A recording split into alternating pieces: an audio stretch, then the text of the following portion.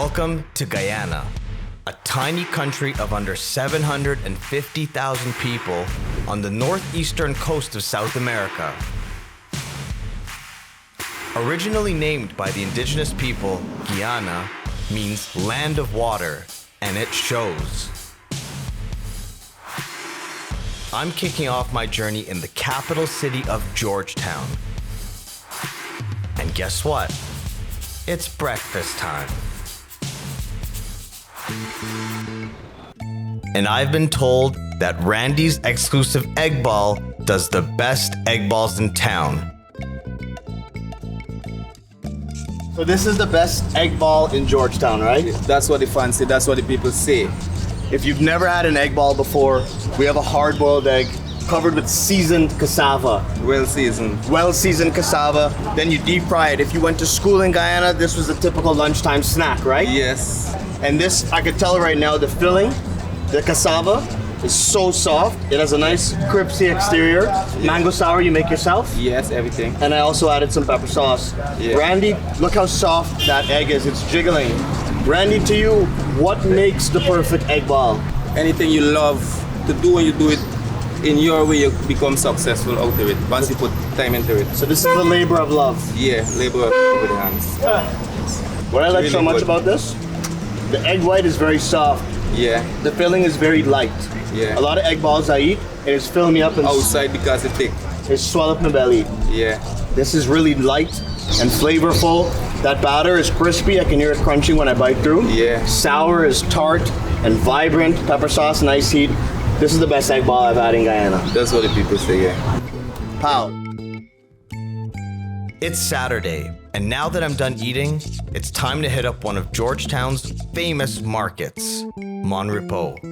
Up the East Coast Highway, about 15 minutes out of the city center, Mon Repos is home to generations of vendors that all flock every Saturday to sell fresh produce, meats, and so much more. It really is a bustling marketplace that has whatever you need. This place is massive. How many stores are in here? This is incredible. Here at Mon Repos Market, look at the amount of fish that is being broken down here. This is amazing. We're gonna go check some out. Lots and lots of fish, caught early in the morning and brought to the market, prepped and sold to the hungry customers. This is trout? How you just cook it? Smells fresh. Here we have catfish trout. Adds a beautiful salinity. Adds a really nice texture, gummy-like texture to a lot of the different dishes. Can fold this right into your curry when you're cooking it down. Asa, you catch it? Yeah. This morning you catch it? I get 400 this morning. 400? Yeah. What time is it, 4 o'clock, 5 a.m.? Yeah. Yeah, early. Neck? Yeah, What kind of neck? chicken neck. Woo! Chicken neck, often known as the sweetest part of the animal. I know growing up as a kid eating duck curry, my dad and I would always fight for the neck. It's the sweetest meat. And look how much neck we got. You could just do a neck curry. Wow. Exciting. 3 carnation for $500, boy. 3 carnation, 500.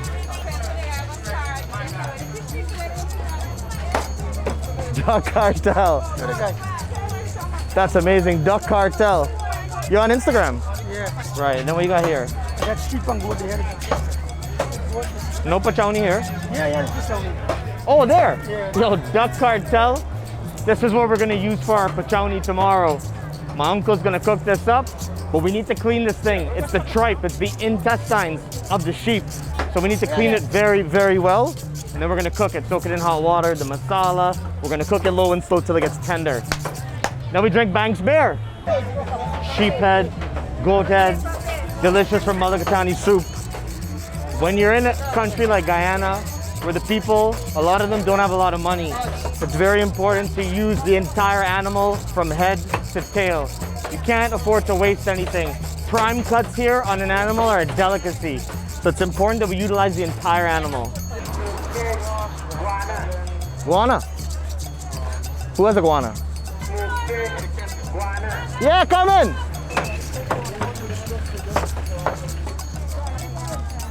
Why you hold it for the camera? Iguana is one of those ingredients that when you land at the airport and you're driving into town or on the way back, you'll see individuals holding them up and selling them. Hey boss, how you doing? Quiet, my brother. How do you select the right coconut? Yeah, easy. You don't know this is rough. Nice, good shape. So you know when you hold it? Yeah, you can't put the water. You don't shake water. This has jelly as well? Yeah, have jelly as well. I'm gonna get 6 from you. How long you been cutting coconut for now? 27 years. My friend wants to know if you ever cut yourself. Nah. Here's a natural spoon where it is used to scrape out the coconut jelly. As a kid, I actually have a photo online, me feeding this to my mom. This is also a spoon in the back dam, right? Yeah, that's the eating. The dry one is the best. The dry one is the best. Yeah. So look here, we have no waste. Once you drink the coconut water and you get the energy, you can further use the coconut to pull out more nutrients, vitamins and minerals. Amazing. After a solid morning of roaming the market, I've learned a lot. But I'm hungry again. Time to check out a Monrepo staple. We are here at Sunny and Sweetie, opposite Monrepo Market. So after you go walk around the market nice and early, you build up an appetite, you have some treats with you. You come here to get a little bite before you go home. Famous for duck curry, famous for all things roti, and some beautiful juices. This comes highly recommended. I'm gonna go eat my fair share. Food's at the table. It's time to eat. Here we are at Sweetie and Sunny's. We have the pine and the watermelon. We have the sorrel. I was just holding this at Monrepo Market, which is just across the street. This is a typical lunch that I would have here. Rice, cucumber. Cucumber is always around, a little bit of salad. Coconut choka, one of my favorite things. Grated coconut with different spices, very spicy. Achar. Here we have aloo choka with some bhaji. So this is a typical vegetarian staple food here. And next we have my absolute favorite. Sweetie and Sunny's is known for duck curry. Let's not forget the cup of dal. So I'm gonna take a little bit of this, a little bit of this, a little bit of dal, and can't forget the famous pepper sauce. Time to eat. Foods like these are Guyanese staples, packed full of flavor and are sure to hit the spot each and every time. My belly is filled, but the day is not over. We're heading back into the center of bustling Georgetown to explore another market, Starbrook Market. Located on the water's edge of the city, you can find just about anything here. You'll find vendors all about Starbrook. Here at Starbrook Market, Stelling Gate, we have the Arsing Snackette. Stall number 95, this is my aunt, Auntie Shanti. You've been working here how long now? In the company 42 years. 42 years, and what are you famous for over here? Pastries, all snacks. So a lot of my favorites, we have the Chinese cake, we have plank tart, cheese roll, fruit cake, you got donuts, cheese straw, pone, cassava pone, which we're gonna collect some right now, egg ball, dal puri. Anything you're gonna wanna eat, you're gonna find it right here with my auntie. Come see her and she'll take care of you. There's one thing I need while I'm here, Hassa fish. It'll go perfectly with tomorrow's fireside cooking.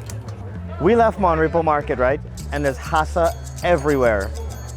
But we left and I realized I need to get some. So I come to Starbrook now.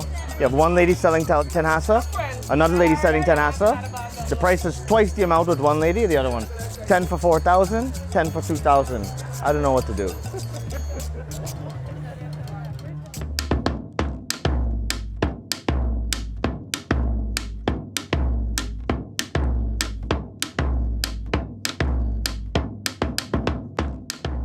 Today we're back at the market, but this time it's Border Market, and I'm in for a special treat.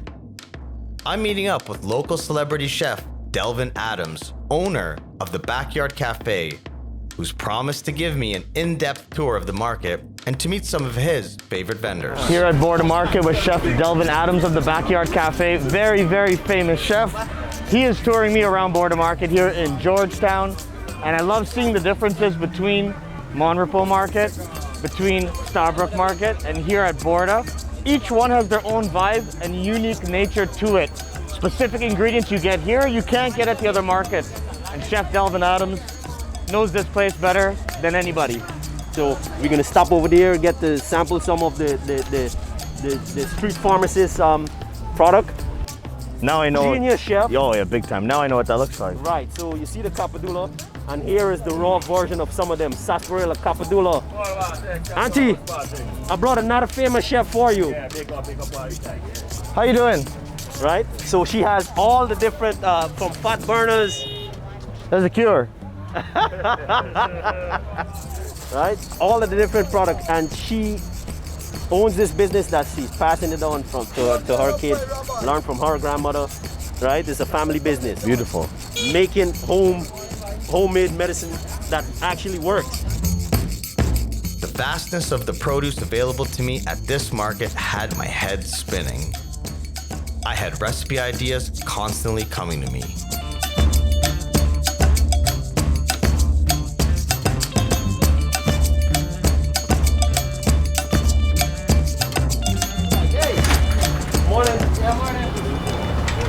Now we're gonna stop at one of the food vendors.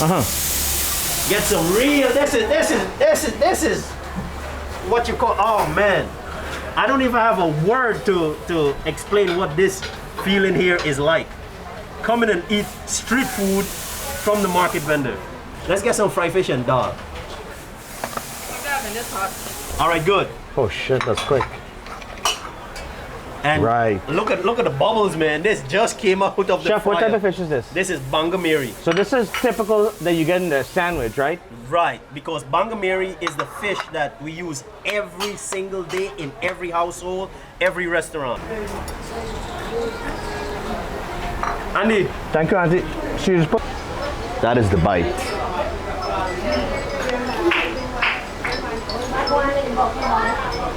That's right. Bro. This is nice. Come down and you get a bowl of soup, man. When last you had a chicken foot soup that looked something like this? And chicken foot has healing powers. Oh, you got some noodles in here too. Yeah. I mean, it smells like home-cooked chicken noodle soup. And the beautiful thing, the gelatin. All the fresh vegetables. The gelatin, the starches, thickening that up too is really nice. These stalls provide food not only for the market vendors, for the truckers that would come, drop off their goods, the schools nearby, everybody's coming here. And a lot of people shy away from the market. Oh, I wouldn't go there and eat and stuff, but I mean, look at it. Look what we have. This is amazing. I'm telling you, man. This is next level. Very informative tour with Chef Devan Adams here at Border Market. Everything is available, from seafood to meat to spices to clothing to shoes. Anything you want to get is over here. Very amazing to have someone tour me around because there's thousands of unique products here. So thank you to Chef Devan Adams. Now we go to the Backyard Cafe.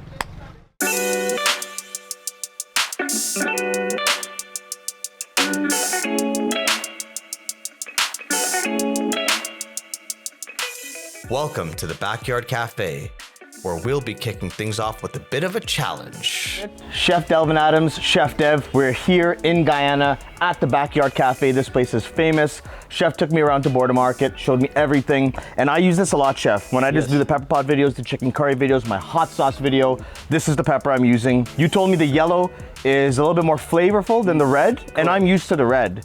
So you're doing the red, I'm doing the white. Yeah, in your chow mein, the next chow mein session you do it with that yellow wiri pepper. You see the flavor is gonna pop. And we want to raise awareness about this unbelievable item that we both fell in love with that is only here. That's it, it's only here and tiny as you see it right here. This went from $60 because of the flooding to $3,000. Right now on the market, because the price dropped a little bit, you can get it for like $800 a pint. Right. Right, so glad that we get to raise the awareness, people get to see it, and the more people go out to buy stuff that's coming from the farm, the price went back down. I don't want you to stop talking, but you gotta stop talking. You gotta stop talking because we gotta eat this. So let's do it. Mommy is not here, so let me do this quick, right? Yeah, we're challenged. We're challenged. There you go. Man, flavor, bro. Mean talking. I get citrus notes coming through. I get like green apple notes coming through. I get heat, but very manageable on my end. Yeah, no. Mine is not manageable, dude. So my eyes are beginning to water, but I can still speak. I expected it to be hotter because I eat really, really hot. You guys know that. But I mean, it's very powerful. Yours had a little more size. Yeah, because you give me the red one, buddy. Jesus Christ. Still very hot, but I'm still holding out. I'm with Chef Devan, man, and we doing this. Weary challenge. Weary challenge just went down, so that is.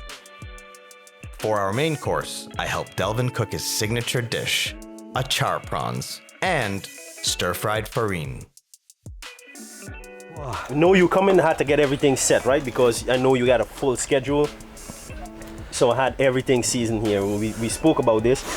Is salt, a little bit of black pepper, and everything that's in the achar, the pepper's still burning by. Yeah. Like past me 2 minutes, I could do this. these local shrimp here as well. So there's peeled, deveined, tail on. There's mango, red onion. What is this green? This is our celery.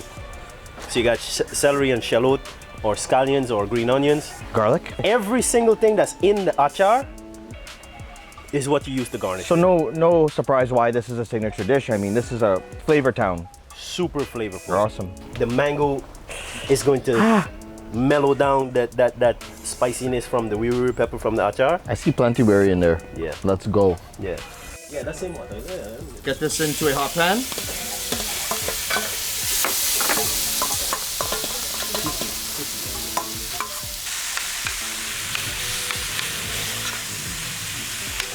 And I see you get all the goodness out of the pan. Of course. Spring gets in there.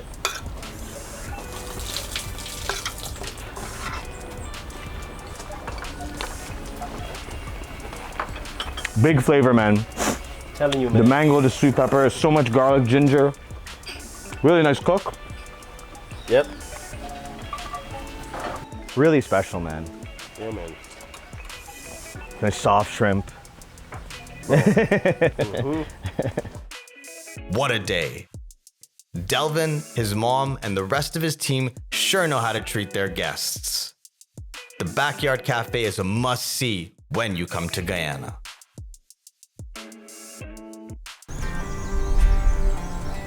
Today, we're in Mahaika, a small village where my dad grew up. I'm at my Uncle Dashrat and Auntie Yvonne's home for some traditional Guyanese fireside cooking. There's something very unique and magical about fireside cooking. We are one with nature and we are cooking on an open flame, constantly having to monitor the heat source. It truly is the best way to cook here. We are connected to the cooking process more than ever. Where did this style of cooking come from? How did it make its way to Guyana?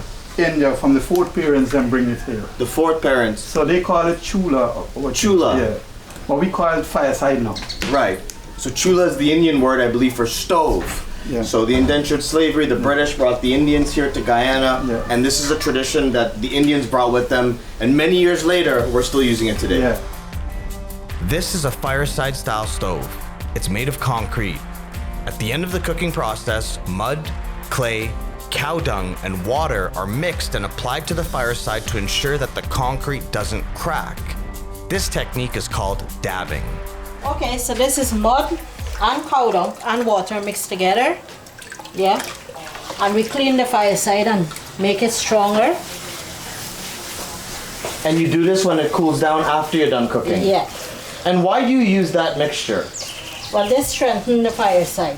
And this is It's strengthened. This strengthens the fireside, and this Yep. is traditional. And it's traditional. So this goes into all those cracks and everything, right? Right. And this is how you preserve the fireside. Yeah. And this is called dabbing. Dabbing. Right. Dabbing. Today, my uncle and aunt are cooking up kasrip chicken chow mein, pachowni, fresh coconut milk hassa curry, and a chana and aloo curry, which is chickpeas and potato. My favorite dish here, no doubt, is the pachowni, which is sheep's intestines. So this is the sheep guts going in. We saw this at the market yesterday. This is the tripe, the intestines, liver as well. Yeah, liver, the light. And this all has to get cleaned very, very properly because it's obviously the innards of the animal. So we need to clean very well. Uncle and Auntie cleaned it. Cuts like these are usually tough, so you have to cook them low and slow until tender.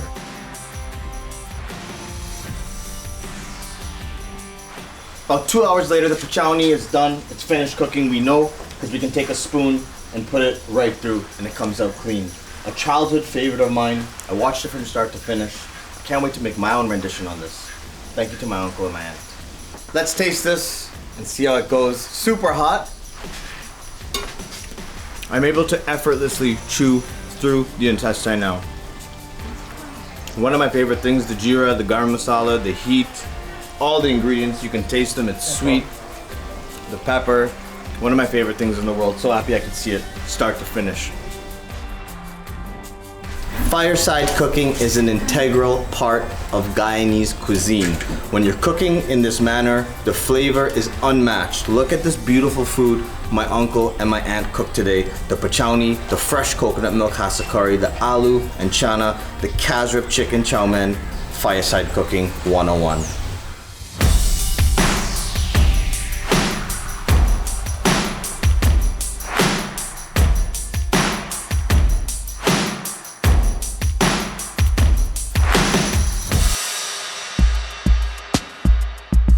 Today, I'm in for an adventure because I'm leaving Georgetown and heading across the river, all the way up to Swartuk on the Essequibo River.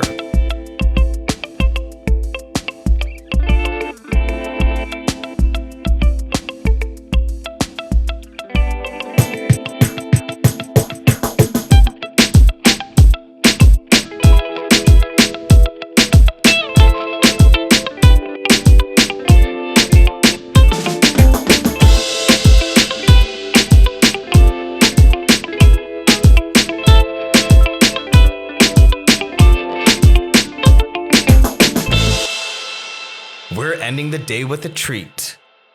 Baigan choka.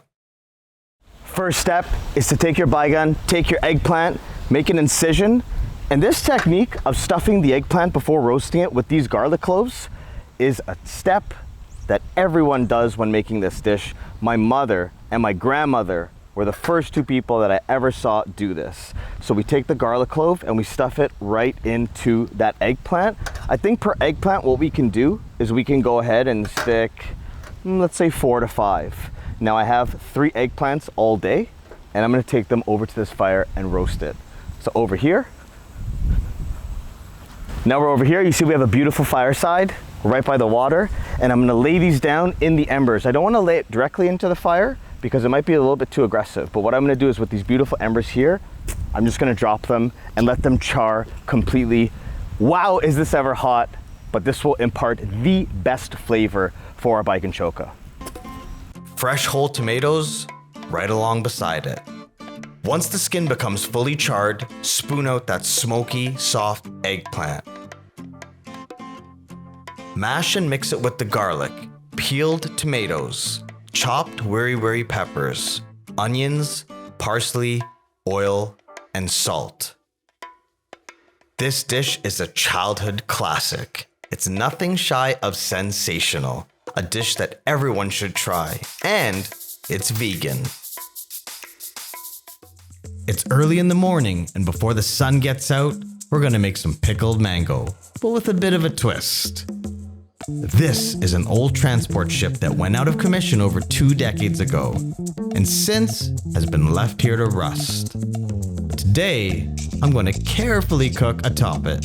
We are making one of the quintessential snacks of Guyanese cuisine. This is pickled mango. In my jar here, I have some water and some vinegar. And to that, I'm gonna add in some salt, and this will create our salt water brine. This is what's gonna pickle the mango. I'm also gonna add in some heat. So of course we have the infamous wiri pepper that in Guyana, I eat this thing nonstop. but also back home in Canada, whenever I can get it. Fortunately, we have a little plant at home too, but whenever I can get it, I always want to use it. So I want to make this really, really spicy. You can make it as spicy as you like. So we have the vinegar, the water, we have the salt, and the next thing I'm gonna add in is pieces of green mango. If you wanted to pickle something a little bit more sweet, it would eventually break down. So the pickling is done best when you use the green mango. So I wanna get it all in, and you'll see the liquid level start to rise, and of course we want everything to be submerged. So if I need to add a little top up of water, I definitely could, and it looks like I'll just need a little bit of a splash. Not gonna use that piece anymore, okay? Everything's gotta be on the board on this shipwreck. So that stays there, and I wanna make sure that it's not coming too high up, and I just need probably a little splash of water with the vinegar just to make sure everything's submerged, or else you get like a half pickle. So what we wanna do is just go not right up to the top, wanna leave some room. It already looks so pretty. My mouth's watering just thinking about how sour, spicy, and salty this is gonna be. I can press this down, pop the lid on, and here we have a pickled mango. I'm gonna give my hands a little bit of a wipe, because once you touch that wiri pepper and you touch your eyes, or you go to the bathroom, you're gonna yell, okay? You're gonna scream. And here we have the shipwreck pickle mango. Check this out.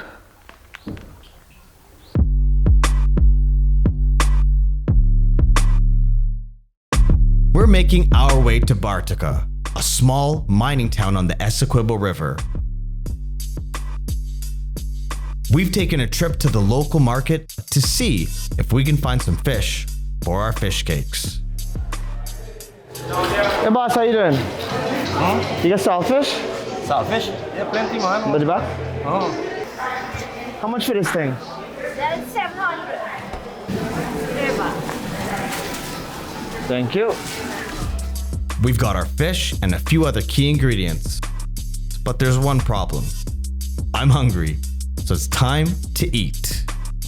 Curry chicken, rice, and mad pepper sauce. Oh man. Belly's full. Let's head home and get these fish cakes going. It's time for a wonderful snack. Fish cakes. Let's make some fish cakes. Over here, I have salted fish, also known as dried red snapper. Pick this up at Bartica Food Market. Into my bowl will go our saltfish.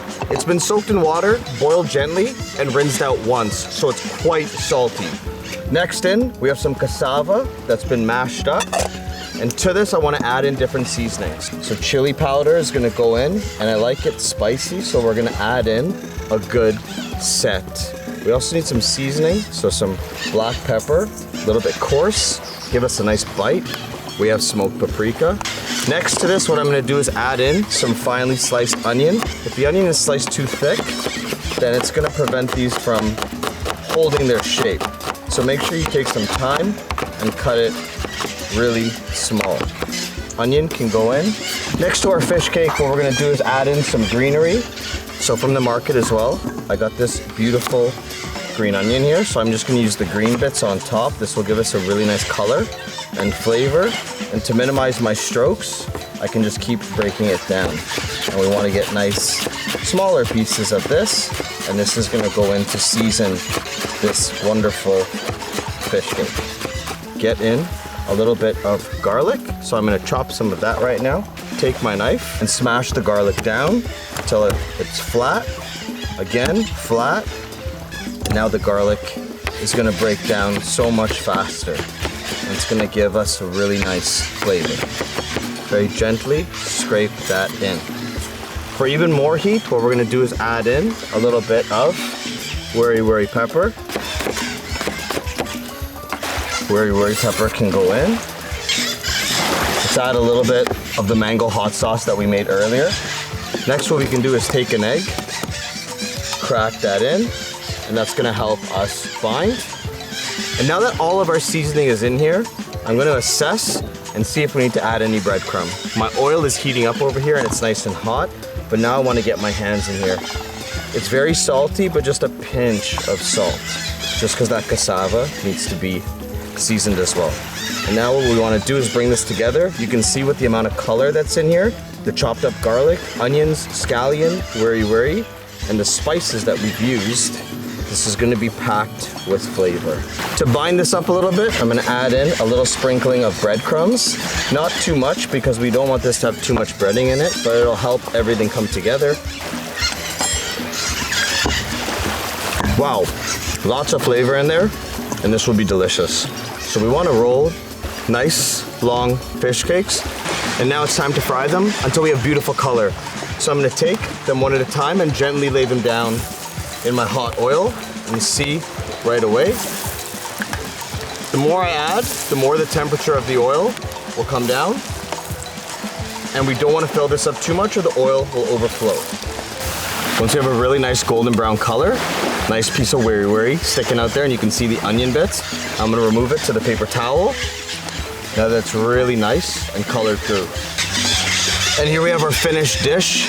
This is a fish cake made with cassava and salted fish, which is dried red snapper from Bartka Market. I'm very hungry. They're very hungry. Pepper sauce that we made earlier from 3 different types of mango goes with it. And just to show you what the inside looks like, beautiful fish cake with all that lovely seasoning in there. The onions, wiri pepper, scallion. Give this a dip and enjoy.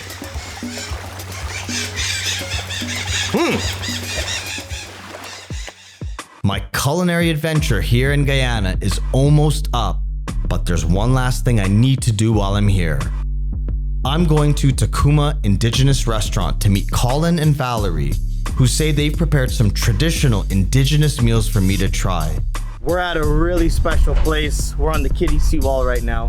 We're gonna check out Takuma. They specialize in indigenous cooking. Laba, tuma. I wanna learn. I don't know a lot about this cuisine, so I wanna take this opportunity to see what really goes down here in Guyana. I'm gonna go check it out. That's it. So what are we gonna be eating today? Of course we have, well, we do the tumas. We are more or less indigenous. So we do tuma in various different kinds of meats, fish, and so on. So everything you would have, it would be tuma. But for today, we also did some curry, lava. But it's always wild meat and freshwater fish. Here at Takuma with Colin and Valerie eating some indigenous cuisine. Fish tuma, specifically tambaki, very meaty. Been learning a lot about this liquid when you strain cassava before you turn it into kasrip, which is all I really know. So I'm very excited. I can see why tambaki is very popular. It's very meaty, very sweet. This is known as cassava bread. So as you can see in indigenous cooking, cassava is used everywhere and there's no waste. When you use the matpi to strain the cassava, the froth, the liquid, all gets used for tuma. What's left in the strainer gets used for farine, which is here. Very similar to a couscous, and it's got the calabrese, which is a type of sausage, and it's coming from the Brazil region. Here we have the infamous laba, which is known as a forest animal. It is wild meat, and this is a very popular dish. If you come to Guyana and speak to any locals, they will certainly know what this is. And this one is curried, and it's cooked down a bit, almost bunjal style. I'll take a taste and see how it goes. Laba is delicious. It doesn't taste very gamey to me at all. But what I've noticed coming to Guyana, whether it's tripe or intestines for pachowni, whether it's yard fowl for chicken curry, whatever the case may be, the meat is washed thoroughly, oftentimes with vinegar and lime. In this case, the laba has been cleaned and washed very, very well, and then curried down. Very similar to duck. It tastes like duck. It's a little bit chewier, but I guess it's a wild animal and it runs a lot more, so there's not as much fat building up on it. Excellent. Fermented potato, also popular for moonshine. We're gonna try fly. Why is it this color? That's the color of the potato.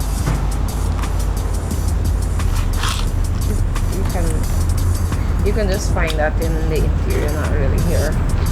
Sweet and sour. Yeah. I almost want to say it tastes like potato water, but it doesn't. Like, you know when you're making latkes and you grate potato and you squeeze out the moisture so that it forms a patty? Paiwari and fly, other unique examples of how we can take ingredients that grow around us, process them, ferment them, and come up with completely different flavor profiles, things that are very, very unique, and things that stand out from the ordinary. I'm a fan of both. But I'm gonna go back to the potato water. Just wrapped a beautiful meal at Takuma Indigenous Touch. I learned a lot today. You know, I've grown up eating cheese rolls, bacon saltfish, bunjal chicken curry, dal puri, and I thought I had a grasp on Guyanese cuisine until I came and spent time with Colin and Valerie over here and learned about tuma and farine and paiwari and fly and all these amazing ingredients I didn't know about before. You know, it's not very often I've eaten with cassava bread. Colin and Valerie are doing something very special. They're preserving tradition, ways that they grew up in the forest, right? In the interior. And not only that, he's supporting these places by purchasing the liquids and purchasing the different ingredients that he needs. He is actually supporting these communities that otherwise would have to find other ways to support themselves. So it's so much bigger than just preserving the tradition and introducing it to new people. So there's more to it. There's more than just being able to preserve these traditions. It's also supporting the communities, which makes it very special. I encourage anybody coming to Guyana to come seek out Takuma Indigenous Touch and to sample tuma and laba and the wild forest animals that are available to us, and also sample these unique cooking techniques and ingredients that they employ when they bring these dishes to life. This is an experience that everyone coming to Guyana should have. My time in Guyana is just about up, but my journey has just begun. With everything I've experienced here, I have a greater appreciation and connection to Guyanese cuisine. Going forward, I plan to use what I've learned here to showcase Guyanese cuisine as best as I can. From the people, to the landscape, to the food, it's been an unforgettable adventure, and I'll be back very soon. Mad love, Guyana.